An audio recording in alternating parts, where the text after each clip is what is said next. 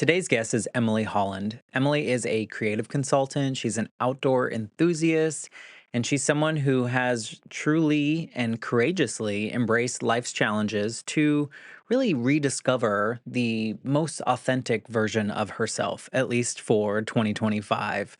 In this episode, she opens up about her decision to quit drinking in 2020 after years, and she means years, of using alcohol as a way to numb her emotions. She takes us through this journey of self discovery from truly grieving that relationship with alcohol to navigating the complexities of mental health and a battle with anxiety. She candidly reflects on the empowering process of reconnecting with her emotions and finding that strength in her vulnerability. This conversation isn't just about sobriety. It's about the courage it takes to face life's challenges head on, that ongoing nature of healing, and the changes that come from these small, pivotal decisions. So, whether you're looking for inspiration to make a life shift of your own, or you simply just want to hear an uplifting story of resilience and growth, this episode is probably one that you'll resonate with. I did that dry January and I felt awesome afterwards. You always feel so accomplished. You're like, wow, I just did a very hard thing. It's great. Like you build that confidence up. And it was ski season. And so I cracked a hard seltzer, which was some of my favorite things to drink because I love regular seltzer. So it was like an easy, this is great. I cracked a seltzer and I literally drank like half of it.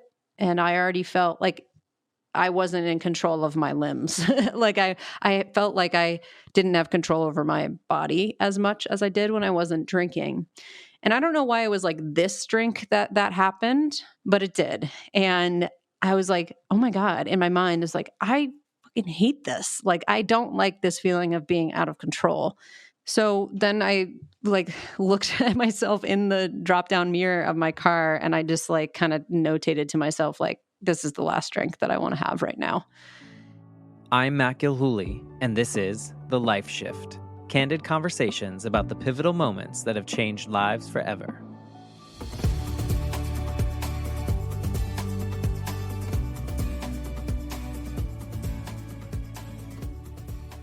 Hello, my friends. Welcome to the Life Shift podcast. I am here with Emily. Hello, Emily.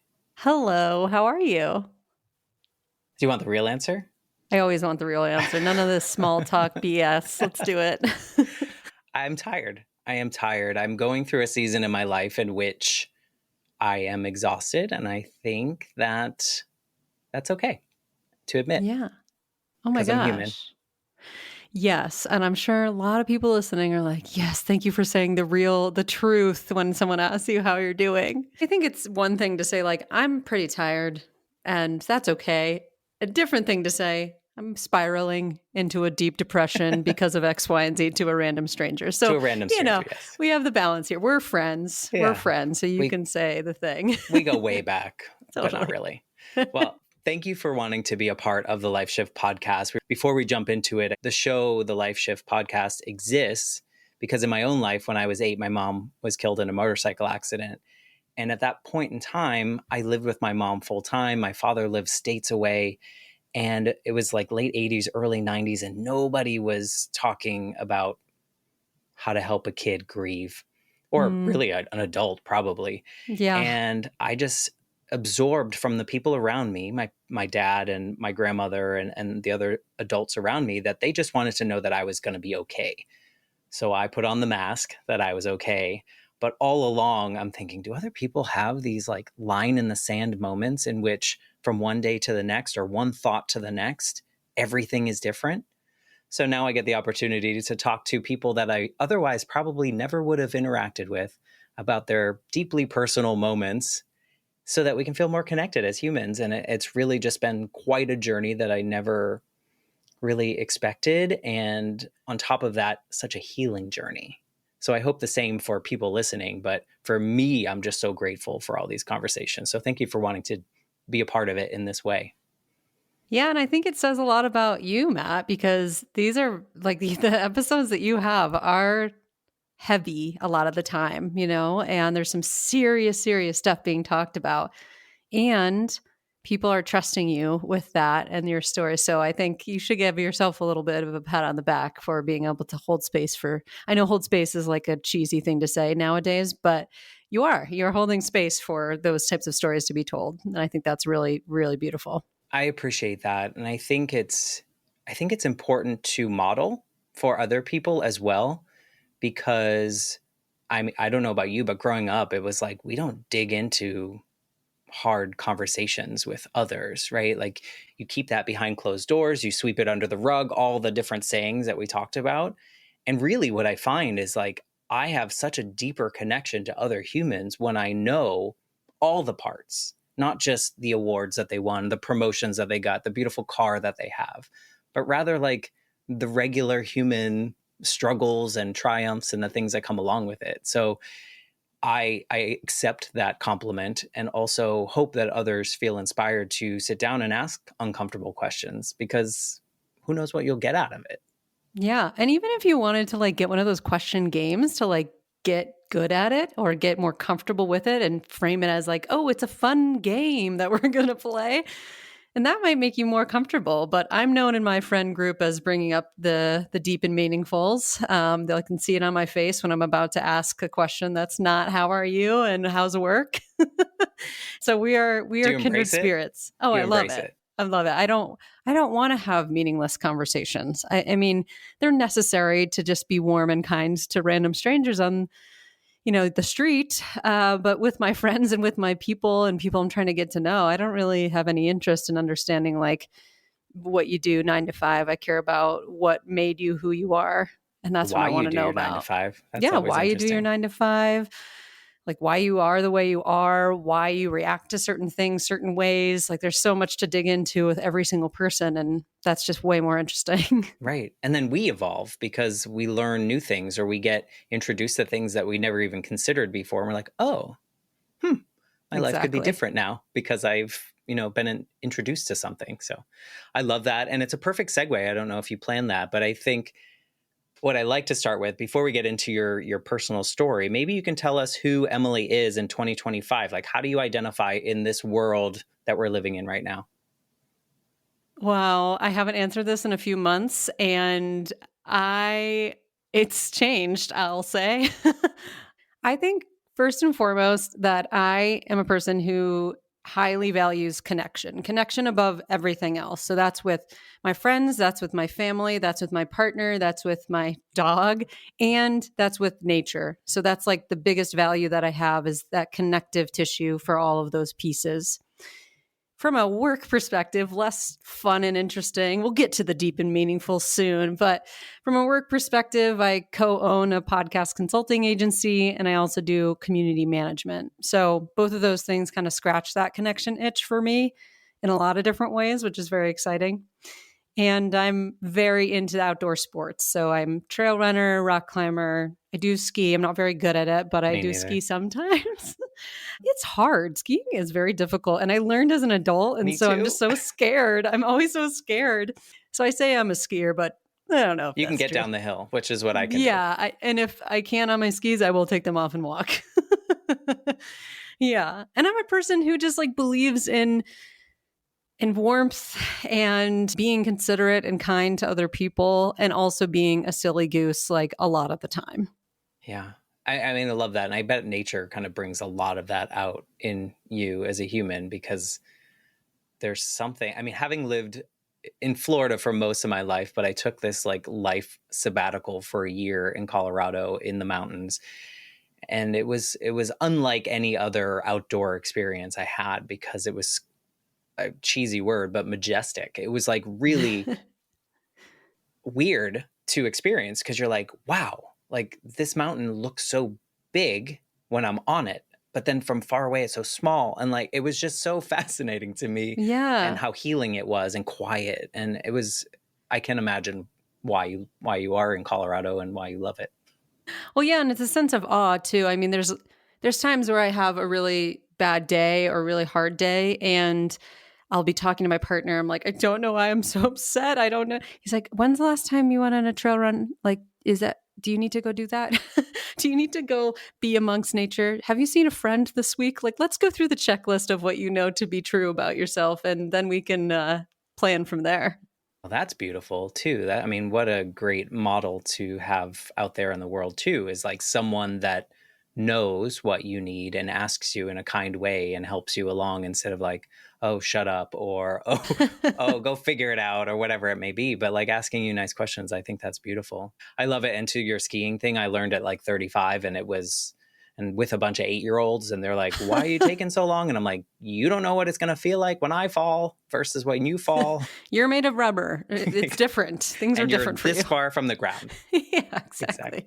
Well, I love that. And I love the community thing. And it seems like, I know work talk is boring, but a 9 to 5 that scratches that community itch, that connection with others is a beautiful way to exist in the world too. Because now when you show up for those things, it's not like, oh, I have to go to work, but now I can, like I have to work, obviously, but I get to do things that I love within that space.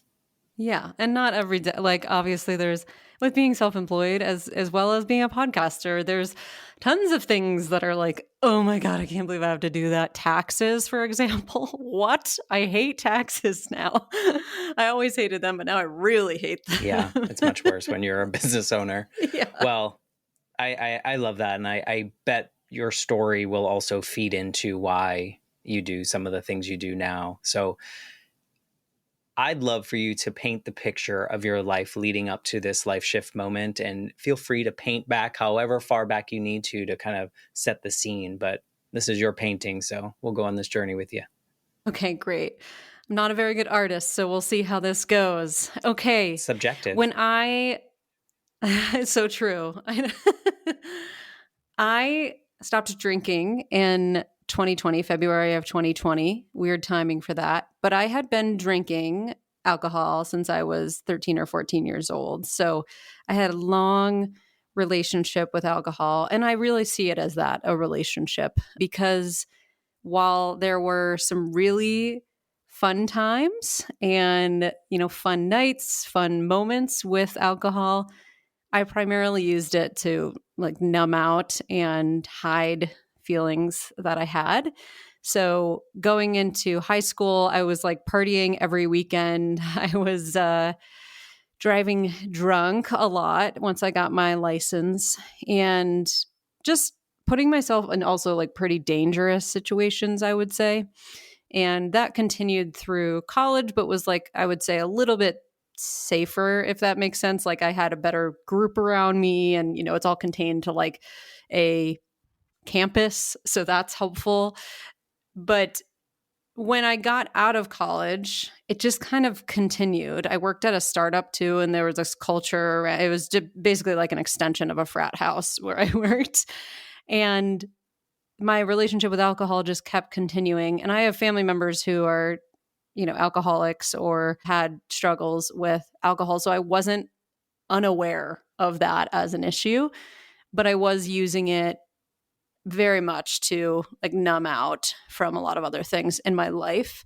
And a lot of those things being self hatred. I mean, it was a lot of things around self hatred. I developed bulimia when I was 18 or 19. When I went to college, I was incredibly depressed and down on my life and didn't really think there was any meaning in continuing on. I say sometimes that there was nothing after 24. Like I had no view of my life at all. It was just kind of like, all right, this is it. I'm just going to drink and party all the time, and that's going to be it. But when I met my partner, I think I was 24. Seems like we were babies when we met now that I'm in my 30s. But when I met my partner, I was still drinking, but I was kind of starting to slow down a little bit and really start to do some internal reflection and starting to go to therapy. I had a terrible therapist. That's another conversation. But I was starting to work on myself and trying to understand why I'm doing what I'm doing, why I'm feeling the way I'm feeling. And that helped me in the beginning of that relationship not completely numb out from him as well. And a lot of people say that, oh, you can't love yourself until Or you can't love another person until you love yourself. For me, that wasn't really how it worked. That what I found was that I saw that I was worthy of love from him loving me. And then I was able to, I don't know if we'll use the word full love at that point yet, but I was able to see that I was worthy of That was love from possible. that. Exactly. Yeah. Yeah.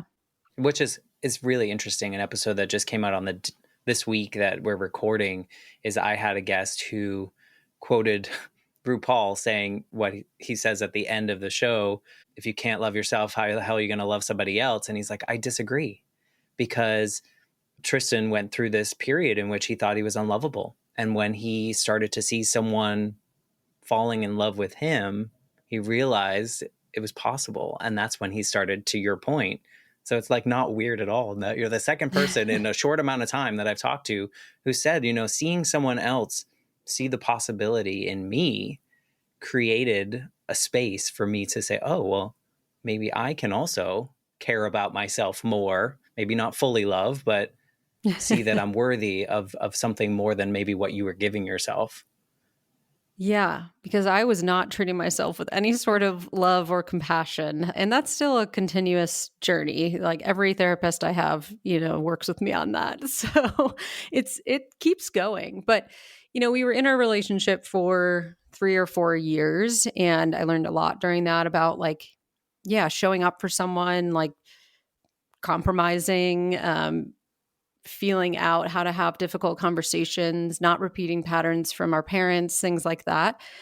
Did you recognize yourself as an alcoholic, or was this something like, I have it under control, I'm not really having Yeah, issues? that's a good question. I think when I was in college in early 20s, I would probably consider myself that way. But between 25 to 28, no.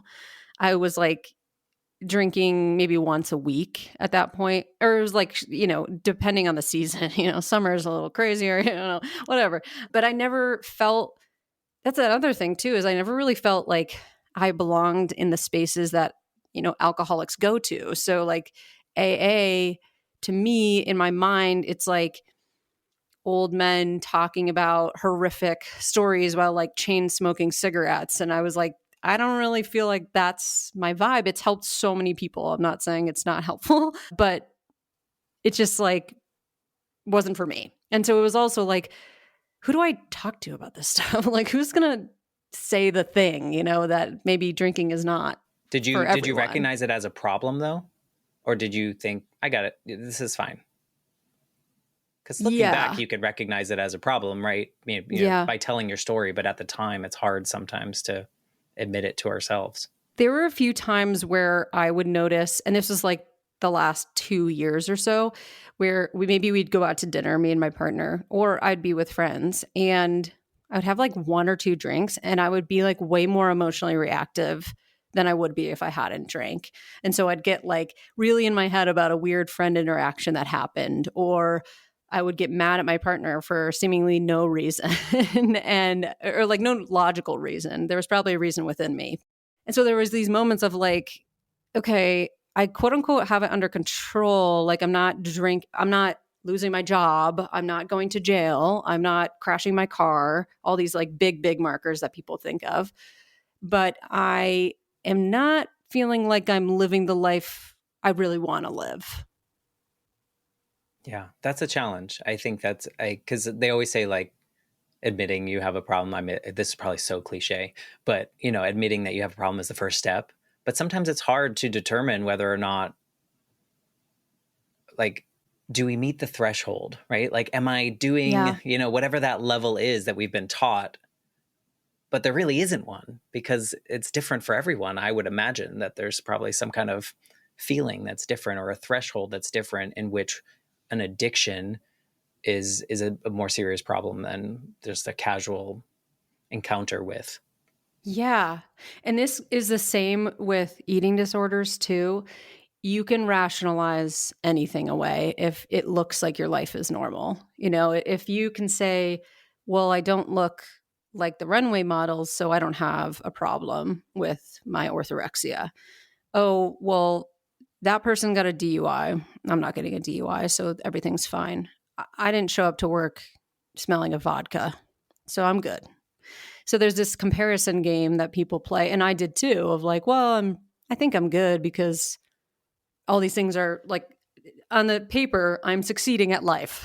Things are going well. But inside I was like, oh God, like I don't feel settled in myself. Did other people recognize you, or maybe they just knew you one way, so there was like no other way, right? Did Because I always feel Yeah. like there were periods of my teenage years in which I was probably like so depressed, but I thought I was like rocking the mask, like nobody knew until I went home and like had disordered eating and all the other things that were battling me when behind closed doors. But I thought I was winning at life. And now I talk to some of those friends and they're like, yeah, we knew you were really struggling, but nobody had the tools, So I wonder if the Yeah. people around you were encouraging you or pointing things out, or even your partner.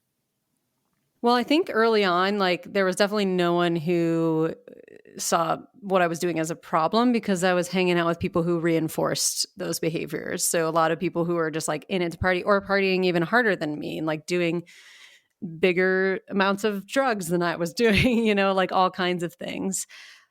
I think what actually scared me, and this is kind of the opposite of what you're asking, is when I was first dating my partner, there was a few times that I like browned out while we were hanging out or at a wedding or something like that. And like the next day or in recapping it, he was like, I can't even tell when you're drunk. Like you don't seem any different.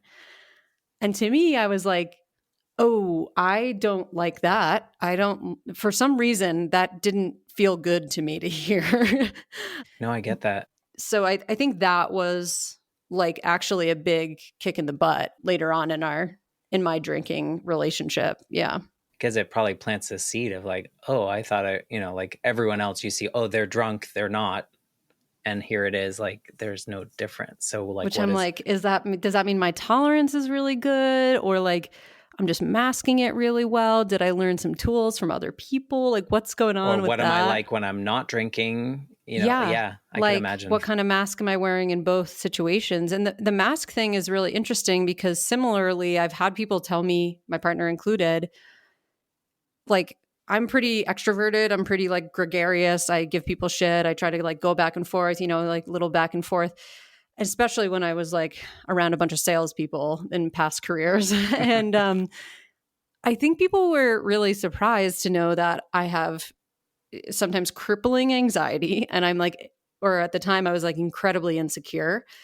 And they see this like fun, bubbly girl and they think, oh, look at her. I mean, she's doing great. And so I think that like contributed to my isolation feeling of like, okay, no one's really seeing me because I'm like putting on this mask, but I don't want to take the mask off because I don't want them to actually see me. It's such a human story, whether it's like you have this addiction to whatever, or you have this relationship with alcohol. It's like so many of us can relate to this idea of what we're putting out on the outside is not necessarily what we would like to, but at the same time, if we put out what we would like to, we'd be in a ball on the floor, curled up, scared because like, are people gonna accept that, like me, love me, whatever it Yep. may be?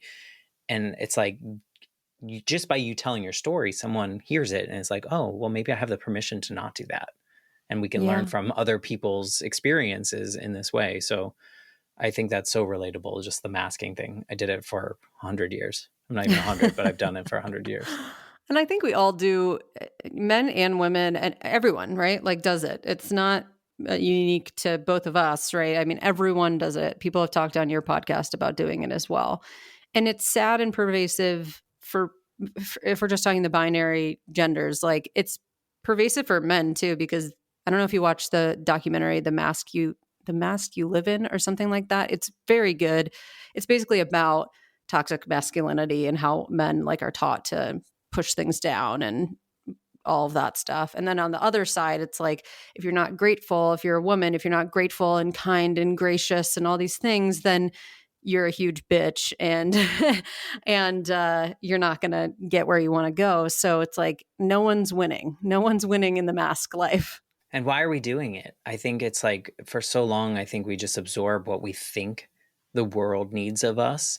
Once I was able to approach the world in which I could be like a full human, and I know I say that a lot, but like I really felt when I could tell people that I was not good was like the first time where I felt like, and that's okay. Like that's like you're just being a human. Like you're gonna have good days, bad days, sad days. You're gonna be mad. You're gonna, all the things are okay. But growing up, it was like you're a boy, no crying. You can be mad or you can be happy. Yep. And then I guess if you're a girl, you can be emotional and you can be like, what do you get to be? Like what are Yeah. your rules when you're growing up? Yeah. Well, I don't know if emotional was allowed really for me either, but But you were masking that, right? yeah, I'm Or you were very hiding it. emotional. I'm like, I cry all the time for good reasons and bad reasons. Yeah. Well, and And that's I don't good. mind that. Like, I watch the Oscars, Grammy, any award show. If someone gives a speech that's even, usually a woman, even slightly moving, I'm crying. I'm always going to cry.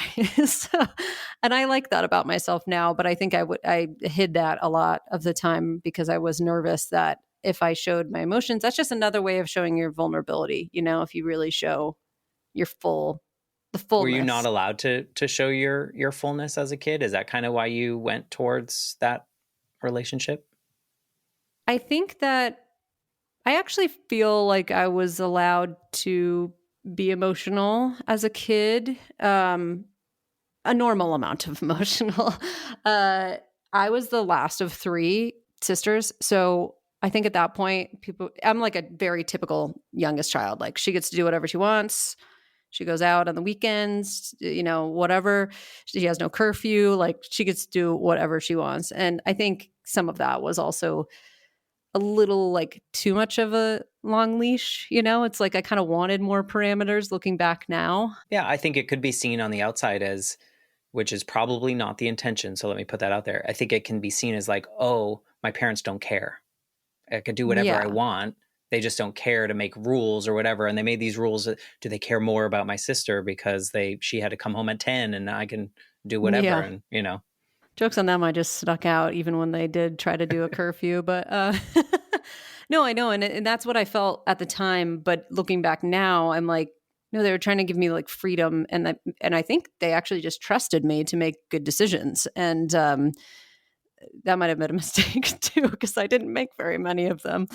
The other thing too is, and this is work that I'm continuously doing, is just like trying to give younger Emily a lot more of what I wish I had, whether it's from my family or from society or whatever. Or And yourself. or myself, exactly. One of the questions that one of my many therapists over the years has told me is to just ask yourself, what is the most loving thing that I can do for myself in this moment? And that has helped a lot when I have moments of like, I'm going to break down, or I'm exhausted, or I'm grieving, or whatever the thing is. So that's helped a lot. And just implementing that question is, yeah, changed a lot. I think it's a beautiful practice to look back on that version of us and with grace, because we probably, you included, were doing the best you knew how to do with the tools that you had. And the tools that you had were something that would numb you so that you didn't feel the crappy things that you felt. So I mean, it's like we look back and we're like, yeah, was that a mistake? Maybe. Would I do it again? No. But those younger versions of ourselves, we were just trying to survive. Yeah, and they're also their brains were just not developed. So it's just like and just thinking about that too, I know that's more of a like logistic, pragmatic way of looking at it, but it's like, girl, your brain wasn't even developed until you met your partner. Like, of course you were going through it. Yeah, everyone does. I love the seed that your partner planted. I don't love that it happened because I'm sure it was a shitty feeling, but the fact that he like kind of made you awaken to that idea, would you look at that as kind of like another step towards kind of finding this sobriety? How much Yeah. before was that conversation, do you think? Um, hmm. I think that was like 2 or 3 years before I stopped. But I think that was one of the seeds. That was like a mini life shift Yeah. of like, yeah, just planting the seed of like, oh, maybe I don't need this eventually. And so I kept saying that too. I was like, I think eventually maybe I won't drink between like 3 years to 2020. And there was like, I did dry August sometimes. I did, I just like took time off from it here and there just to be like, You okay, didn't I'm going need to it to like, get through your days, it sounds like. no, which I'm very thankful for. I know a lot of people, through conversations that I've had that are physically dependent on it. And I have like the utmost respect, especially when those folks are like, I got to stop this because it just has such a stronger hold. But no, I didn't need it to get through my day. Did I need it to like deal with hard moments? Yeah. Like my aunt died very unexpectedly in 2018, I believe. And I just left work and like drank a whole bottle of wine, like I was like, I can't even process this right now. And I also say now, I never say I'm not going to drink forever. Like I never put that on myself because I don't know what my life has in store for me. Like maybe I'll lose someone very, very close to me, before it's their time. And I don't want to like put this rule on myself that if I feel like I need that in the moment to help me through a process to like numb, I'm not going to like keep myself from it in that time, I think that's healthy. I think that's healthy. And I kind of think of the way you discuss the way that you looked at alcohol as like kind of this numbing agent. It's kind of like I have a headache. I need to take an ibuprofen in a way. Like, I mean, I'm simplifying it a lot, obviously, but in a way, like I'm not going to not take that because it's helping me. It's numbing that pain in a physical way. So I can kind of see how you looked at the alcohol in a way. It feels very Yeah. similar to that. I was like, I have a headache. I'm going to solve this. I want to avoid having this. Okay. I have a heartache. I want to avoid having this. So I'm going to numb it with alcohol. Yeah. So, I mean, who knows if that would happen? But I know that a lot of people also in AA or other 12-step programs are like one day at a time, which I think that's really smart. I mean, that to not lay out your entire life of like, I can never do this again. What am I going to do at my wedding? I'm not going to have a champagne toast. I'm not going to, Right. I think it also it's introduces shame. I don't know about you if you totally. feel that, because it's like, well, if I don't succeed, then I'm a failure. Hmm. If you're setting that up when, and maybe some people have to quit forever because of a Yeah. medical condition or something. They've gone too far and then a medical condition, and that's a different story. But in your case, you take one day at a time. You can't predict what's going to happen tomorrow. Yeah, totally. Like I feel great about my life right now, but who knows? Yeah. I don't know. So you just celebrated that. So how did you get to kind of making this not final decision, but this big decision in which it's kind of shifted you? Yeah. So I did a final dry January, my last one, and now every January is dry. And I love doing dry January. And for anyone who's like curious about their relationship with alcohol, it doesn't need to be dry January, although I find that that's really helpful because a lot of people are doing it. So it's like an excuse.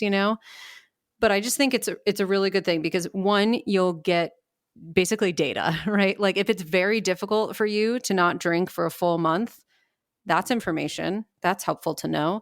If it's very easy for you, that's also good information to know. Like maybe what is it bringing you? I'm not on a rampage to get everyone to stop drinking, but just if anyone listening is like curious about the relationship, that's what I would recommend is trying to take some time off and see what happens. Yeah. See how you If change. yeah, and also if you're physically dependent on alcohol, I'm not a doctor, so talk Right. to your medical Yes. provider for that. Which These are is just totally, recommendations yeah, from just to be your clear. experience. Yes. Just want to have a disclaimer there.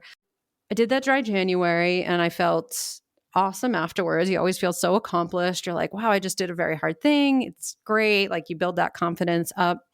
And then, as I said, we ski and it was ski season. And so I had a couple of beers here and there. And I was kind of like, what? I don't really like this. Like, why am I doing this? And we got to a point where I like have the very specific memory of this because it was so important to me, obviously. But I was skiing at Winter Park, which is a great resort here in Colorado with some friends. We tailgated a bit. It was just like such a good day, beautiful out, great. And I cracked a hard seltzer, which was some of my favorite things to drink because I love regular seltzer. So it was like an easy, this is great. I cracked a seltzer and I literally drank like half of it. And I already felt like I wasn't in control of my limbs. Like I felt like I didn't have control over my body as much as I did when I wasn't drinking. And I don't know why it was like this drink that happened, because I had like a few before that in February, but it did. And I was like, oh my God, in my mind, is like, I fucking hate this. Like, I don't like this feeling of being out of control. And like I said, no one in my past in the last 5 years would have said, like, oh, you're always drunk, or like no one was like saying that stuff to me, but I didn't feel good when I was drinking. So then I like looked at myself in the drop down mirror of my car and I just like kind of notated to myself, like, this is the last drink that I want to have right now. And I don't even think I finished it. I think I might have thrown it out because I was just so, like, my mind was blown. I was like, I can't believe this tiny, tiny moment was like, Right. I did Yeah. so many bad things while I was drinking earlier. And I just like, it just Takes a happened second. to be this little, the life shift was a tiny second. And I was like, cool, I'm just not going to do this for a while. And at first I said, okay, I'm going to do 6 months, see how that goes. And then I was like, why not make it a year? Let's just make it a year. And then, yes, I've just celebrated 5 years recently. And it was a weird time because it was like a month before COVID lockdown. So in some ways that was really good because I couldn't go out. I couldn't like go to bars or go to breweries as we often do here in Colorado. So that was a blessing. But I also was like, oh my God, I am trapped in my house and there's no alcohol. And I felt like an exposed nerve basically for that first year. I was just like relearning how to experience life. Yeah. Did you approach healing in other ways during that? Or were you like, one thing at a time, Emily, one thing at a time? Yeah. Well, when I got to Colorado in 2019, like mid 2019, I restarted therapy pretty quickly because I was like, I know that I need this and I need a better therapist than what I had in Massachusetts. So Where in um, Massachusetts? Where were you? Did I know I lived this? in Boston Okay. for a I while. was born in Lawrence, so we'll just Oh, yeah. Okay. Yeah. I don't tell many people that because that's something else. Yeah. Well, I lived in Somerville and in I did Medford. too. Okay. Well, we have a lot of crossover with Colorado, and then I'm going to Orlando next week. Oh, It's well, really, it's wild. we're basically the same person. Yeah, exactly. um, yeah. So I found a new therapist, and she was great. She was like a little bit more woo woo than I am, which I actually much appreciated because it kind of like pushed me outside of my comfort zone a lot. And she was the one who said one of the most impactful things like that during that time. She was like, you need to grieve your relationship with alcohol because it was such a big part of your life. And it gave you a lot. Like it made you feel safe in some situations. It made you feel funnier. It made you feel more gregarious. It made you connect with people sometimes. And I was like, wow, like I didn't think about it like that, but it was a really long-term relationship that I had. And so she helped me through the process of like grieving that relationship, which took a while. It's grief is a weird thing. And the first, I think, 3 summers, every summer, because one of my favorite things is, if people from the Northeast are listening, like Dell's summer shandy from Narragansett. It's like a lemon beer. It's so good. And I wish there was like an equivalent for non-alcoholic, but it's not really Not there yet. yet. Hopefully soon. Athletic Brewing has one, but it's just like, it's just not the same. It's not the same. So anyways, I just had these like moments, as many people do when they're grieving. And I don't want to equate this to like grieving a loved one because obviously it's a different thing, but it was like a moment of, ooh, like, you just get kind of like punched and your shoulders hunch over and you're like, oh God, that hurts to miss it like that.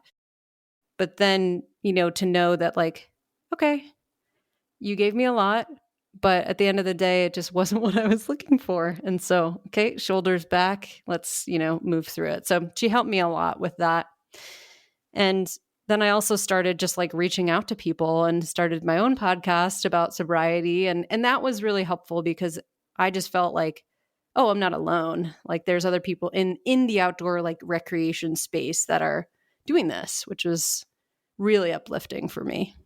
Yeah, I would imagine that hearing other people's stories take some of the weirdness away that maybe you felt about certain things, like why did I do that? Or for at least for me, I had an experience where someone on the show, her dad died when she was 5, and in her teen years she did something that I did, and what I did when I did it, I was like, I'm weird, I'm never telling anyone that I did this.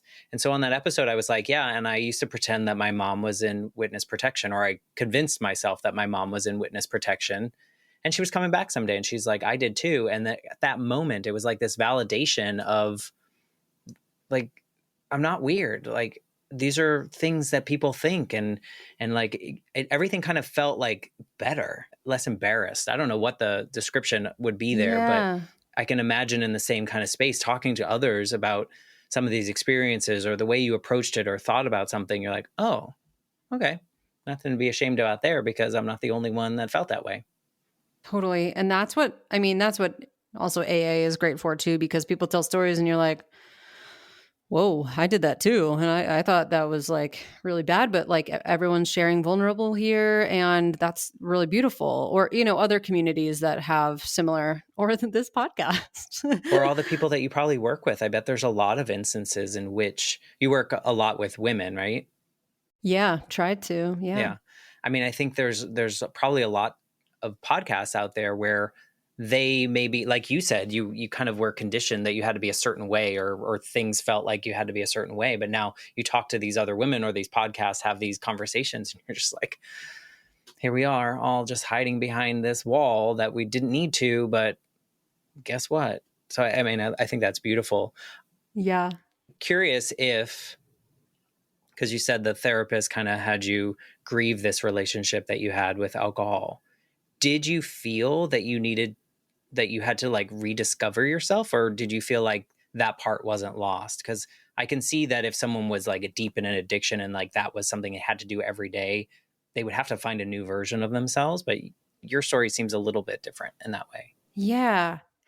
I did have to rediscover myself in a lot of ways. And I mean, because I started drinking when I was 13. And so, like, some of the experiences I would have, like going to weddings, funerals, bachelorettes, all kinds of things. Life, It's like dinner with life, friends. dinner with friends, all these things I kind of had to at least re-navigate how I would handle each of those situations. And then the other piece was like, because even though I wasn't like addicted to alcohol at that point, I was still numbing pretty consistently. And so whether it was one drink or 4 drinks, I was like, oh, this is what it feels to feel emotions. Like now I'm really getting back to myself. And before that, I talked jokingly about like the award shows and like crying about that. That's the kind of stuff that like I always want to feel that now. Like it's not something that I probably like I don't experience that when I was drinking. And so it's like I can see these like clear, oh, you weren't being yourself when you were drinking. Like you were pushing down not only your emotions but also the fullness of who you are. And that makes me even more gung ho to like keep it going one day at a time because I don't want to lose that. And I wrote a piece like a couple years ago about my first powder day. And for people who don't ski, a powder day is when there's really good snow and it's like really deep and it's really fun to ski through powder. And it was my first powder day and I wasn't drinking anymore. So if anyone has experienced powder skiing, they understand that there's kind of a come down afterwards because it's so freaking fun. Like the hype is really, really high. And this was the first time I had a come down without an actual come down, like a drink or something. And I wrote this piece about how, like, wow, it's hard to not have the thing to like take the edge off. But it also is like, oh, I'm experiencing the fullness of life right now because I don't do that. And for me, that is definitely worth it. And every day. That's a challenge. Do you feel like you need to find a new solve at all? I know, like, having that solve for so long, did it, like, do you find something in your life that is maybe a quote unquote healthier version of that solve, or do you just kind of sit in it? Yeah, I think that it's not a healthier version. And this is something I'm currently working on. So I'll just be like very transparent about that. I mentioned how I've always been an anxious person. Like my relationship with alcohol was 13. It probably 3 was when I started being an anxious person. So similarly, I have this companion with me at all times of being anxiety ridden. And I don't think it was a coincidence that when I stopped drinking, I stopped sleeping very well. I was like a great sleeper before that. Like I literally would be like talking and then like out and done for 9 hours. We're there. So COVID happened. Maybe it was a little bit of COVID. Maybe it was a little bit of like, oh, I'm entering my 30s, like new decade. What's my career like? Existential crisis.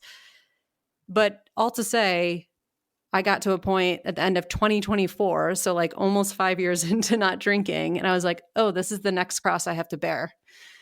I have to take care of my anxiety because I was having like a panic attack a week. I was having mental breakdowns, and it was like not good for anyone, myself, my partner, my family. Like no one was having a good time with it.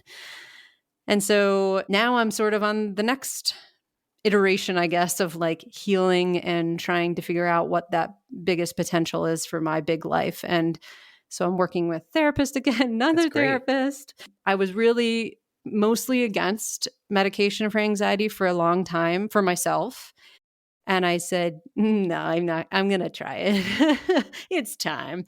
So I've been on that since middle of January, and it has literally changed my life. And I am such a happier person. I'm such a less anxious person. Yeah. And now I'm building the skills, the coping skills with my therapist to be able to be like, okay, cool. I'm eventually going to go off this. But it just kind of like helped me re regulate for a little while. Well, thank you for sharing the honesty. I think there's no shame that we automatically assume sometimes, that we're like, oh, I can't tell this because people are going to think X, Y, and Z. But like, that's so real. And so many people are experiencing these things and don't tell anyone, which only makes it worse, in my opinion, Yeah. because then you keep it to yourself and you're just like spiraling on your own.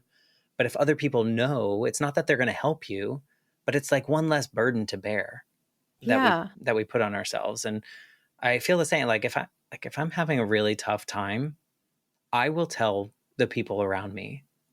I'm not asking for them to help me. I'm not asking for any of those things, but for them to know helps me mask less, right? Like, you probably, by letting people know in your life that certain things are affecting you, you don't have to put on a mask.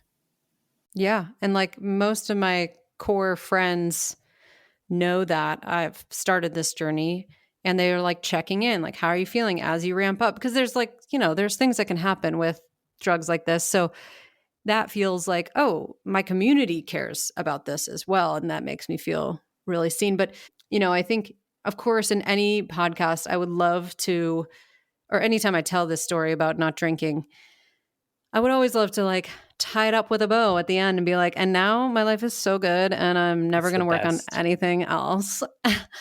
But that's just not it. And it's like similar to me as when you move somewhere and you expect your entire life to be different. It's like wherever you go, there you are. So you're going to have to deal with yourself in some capacity. And it took me almost 5 years to come out of drinking and to really like reacclimate myself to be like, okay, and now we're on to the next thing. And, this is my next life shift. So TBD, what happens next? Exactly. And you have the nature piece, which I'm sure is super healing in a lot of ways. I'm sure that Yeah. there are moments in which you step outside in nature or you go running. I don't understand trail running, but good on you. I love that you said that. It's like, there is no beautiful bow. I don't think anyone has a beautiful bow, right? Like, from their big Yeah. old story. I was saying it earlier, like, this journey of this podcast has been so healing in an unexpected way. like, I thought I had closed the door on grief of losing my mom because I was 8 and now I'm in my 40s. So it's like, it was so long ago. But then having these conversations reminds me of humanity, like you said, of like, this is like your full self. Like, so I hear these stories and I'm like, oh, you're right. There's that to Yeah. work with. And Yeah, so it I just think, opens up the aperture a little bit more, right. you It's know. so important. And I had a woo woo therapist that helped me crack open that thought of it, a little different story. And she was like, you realize that everything you've done since you were 8 years old was with that scared 8-year-old brain, that Oh my someone else was gosh. going to leave you. And it was similar to you, like the clouds parted and I'm like, oh, Yeah. now I can move forward. Right. And so find the right therapist, Shout out to woo therapists, because even especially if for you're people not that woo are not. woo, Right, exactly. you could benefit a lot from them. They really get you out of your comfort zone and say some fire one-liners. Well, and I love that you kept going too, because it's so easy to say, okay, I'll try therapy. And you find the first one that you pick from a random list and doesn't work. And then it's so easy to give up. But instead, you got to try again and you got to start over and you got to start over. It's like So dating. mine was the fifth therapist Yeah. that hit. All the other ones sucked. So Yeah. Or they like sucked for you, you know, like maybe they're good in other ways, but like, yeah, and it's really hard now with like telehealth too, that it's hard to get a vibe check in that initial conversation. So, but keep going, y'all. keep going. Keep Yeah. finding a therapist. What is the biggest, like, Emily 2015 to Emily 2025? Like, what's the biggest difference between you now and then, like, in your opinion? I think self-belief. I think when I was younger, I had no confidence in myself to do anything, figure anything out. I needed, and I still need some external validation. I am a 3 on the Enneagram. So if that tells you anything, now I look back at the last 5 years and the things that I've done, like physically, but also leave my job, take a big leap, build a business, get engaged to a great guy. Like all these things are things that I need to have self belief for. And I don't think I would have thought it was Mm-hmm. possible 10 years ago at Yeah. all. No, confidence is so hard to gain, but once you get it, it becomes almost like a snowball effect, I hope, for you, in which the Yeah. little successes become bigger ones. Yes, I like that metaphor. My friend uses a different metaphor, which is a cookie jar. And every time you build confidence, you put a confidence cookie in the cookie jar, which I'm just like a sweets person. I had Sour Patch Kids before we got on. So, like, you know, I have that a works for Skittles in me. my drawer right here, so I understand. Oh, dang. That's Yeah, great. it's a giant bag. Don't tell anyone. No, I think it's important to realize that we're always a work in progress and that we can change. And in your case, you made the decision to do so. Perhaps some physical things happened in that moment to kind of push you over the little edge to kind of make that decision.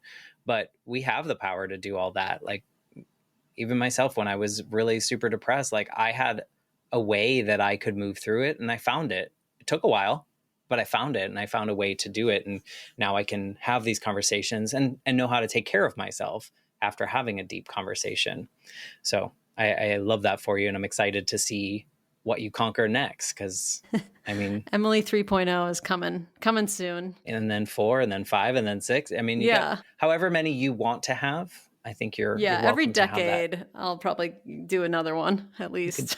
do a couple a decade, whatever Why you feel like not? doing. I support it. I love it. I hope you continue being honest about it because I think it's going to help so many other people, whether it's directly or someone that you talk to, something you said trickled to someone else, and that whole butterfly effect. Yeah.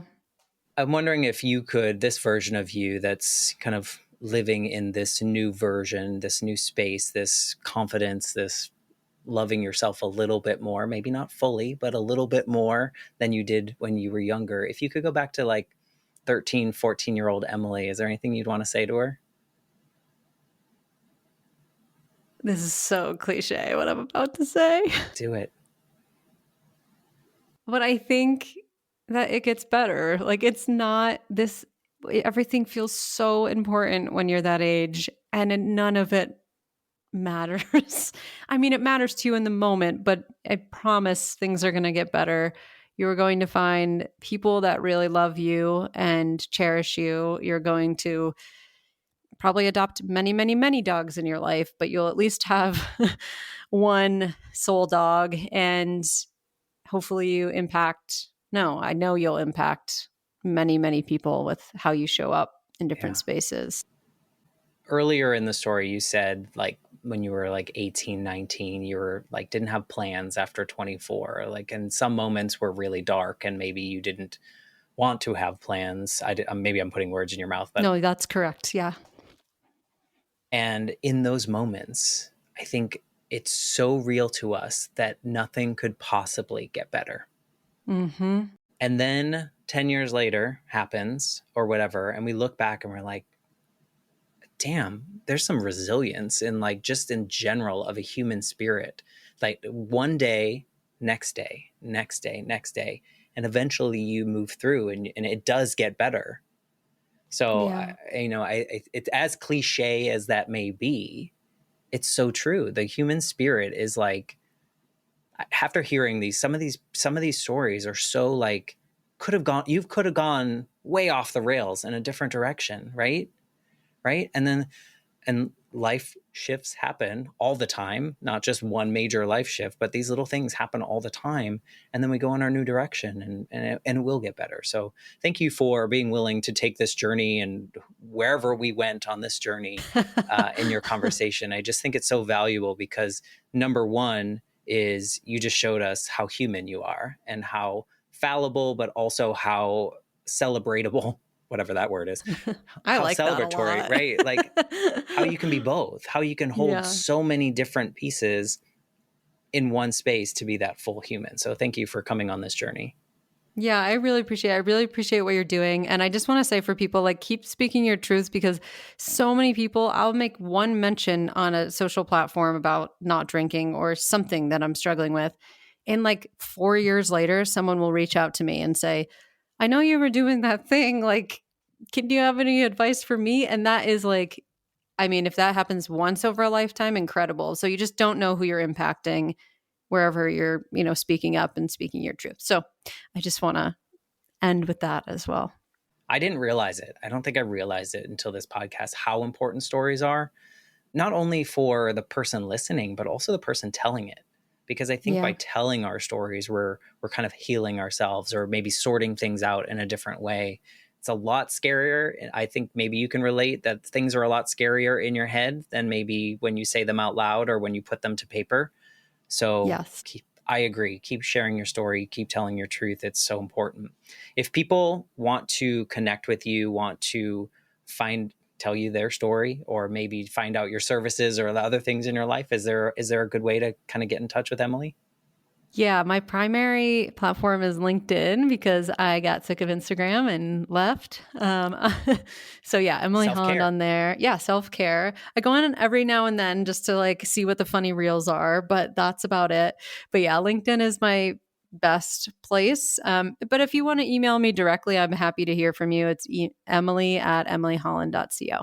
Awesome. We will put that information there. We'll put your podcast company information there too. Who knows? There might be Yeah. people that need your services. You have a new service coming out that I might take advantage of because it might be some fun for me going into year 4. So thank you for being a part of year Yes. 4 and just coming on this journey with me. Yeah. Thanks, Matt. And if you're listening, thank you for listening. I don't know how to wrap these things up. You think after 4 years I would know how to end a podcast, but if someone out there in your life needs to hear Emily's story, we would love it if you share this episode with them, because again, the ripple effect is so strong. And maybe it's not even the main part of Emily's story, but it's some sentence that she said randomly in our conversation that's going to strike at the right time, just like that drink that you took, Emily, right on that particular day struck in that way. We never know how we're going to affect other people's lives. So we would love it if you share this with other people. And for that, I'm going to stop talking now and I'm going to hang up and I'm going to say I'll be back next week with a brand new episode of the Life Shift Podcast. Thanks again, Emily.